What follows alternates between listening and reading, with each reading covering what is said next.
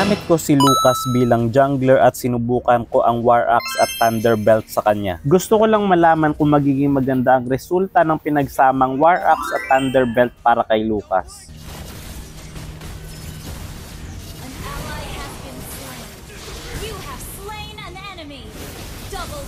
Kakabili ko pa lang ng War Axe dito at masakit na rin ang damage ni Lucas. Maganda naman kapag pinurse item mo ang War Axe pero kinakailangan mo pa rin mag-ingat. Nabili ko na rin ang Thunderbelt at hindi ko inaasahan na sobrang solid pala na magiging epekto nito. Sobrang nagko-complement ang War Axe sa Thunderbelt para kay Lucas dahil may movement speed at true damage. Ang War Axe habang nakikipagbakbakan at ang Thunderbelt naman ay nagbibigay ng slow effect. Very good.